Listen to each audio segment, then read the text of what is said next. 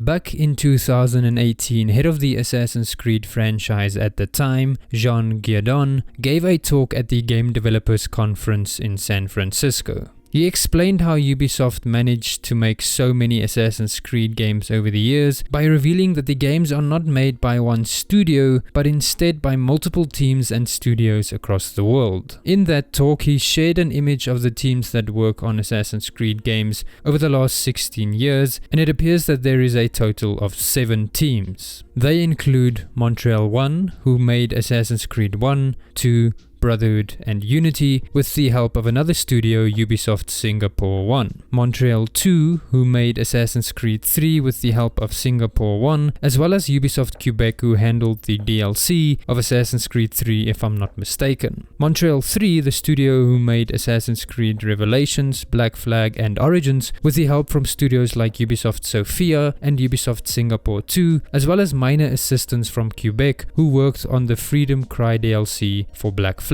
And lastly, Ubisoft Quebec, who made Assassin's Creed Syndicate as well as Odyssey later on. It's no surprise that these games require a lot of work. Thus, having multiple teams working on them makes perfectly sense, and so I assume that this is still how Ubisoft is going about when making these games. I see no reason why this development arrangement would change. Which leads me to the actual topic of this video. We know that Assassin's Creed Kingdom, which is said to feature Vikings and explore Norse mythology, is on its way. We also know that the game is going to be a cross-gen game. And so with that in mind, it's probably not going to be that big of a departure from Assassin's Creed Origins and Odyssey in terms of style, structure and gameplay. If we take a look at Assassin's Creed 3 and Black Flag, there wasn't that big of a difference between these two games, one being a previous generational game and the other being a cross-gen game. On the other hand, however, the difference between Assassin's Creed Black Flag and Unity, for example, was massive, as Unity was a next-gen exclusive. See, Black Flag already had foundations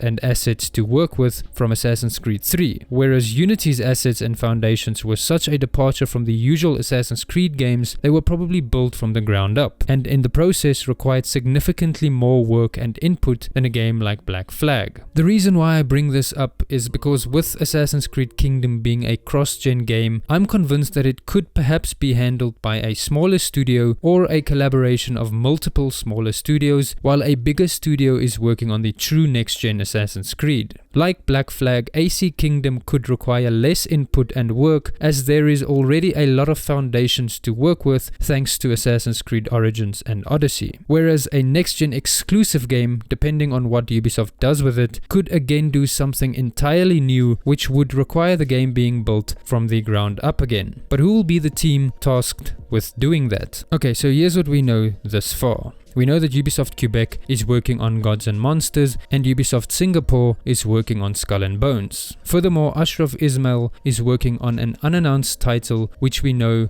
thanks to his Twitter and LinkedIn. He has been working on this project since December 2017 as the creative director, and he forms part of the Montreal 3 team, who usually receives help from Ubisoft Sofia and another Singapore team. And the collaboration of these 3 teams could be the teams behind making AC Kingdom. But then who is developing the next-gen exclusive Assassin's Creed? Games, as you all know, take a really long time to develop, and I'm sure the next-gen AC game has been in development for some years now. The only teams left are Montreal 1 and 2. It could be that either one of them is working on it, but it has been over 6 years since they last worked on an AC game. So it begs the question, are they still considered part of the Assassin's Creed development teams? Initially, I did have a theory that perhaps the next-gen AC is being developed by a separate Quebec team, but then I learned that that studio only has a total of 500 employees, and as we know, some of them are already working on Gods and Monsters, leaving far too few developers left to handle a next-gen game, in my opinion. It is, however, possible that we see studios like Montreal 1 or 2 make a return to Assassin's Creed, and either one of them could very well be developing a true next-gen AC, so I'm not ruling out that possibility entirely. Even though answering this question is an unattainable task, given that Ubisoft studios are massive and who knows how many versions there are of them, it is still something I find rather interesting. As of right now, it's unclear to me who could be working on a true next-gen AC game. It is in development, that I'm sure of, but by who, I don't know. Let me know what you guys think, maybe you know something I don't. Anyway, I'm sure this time round the next gen AC will be much better and handled with more care and consideration than Unity. I hope you enjoyed the video and I'll see you in another one real soon.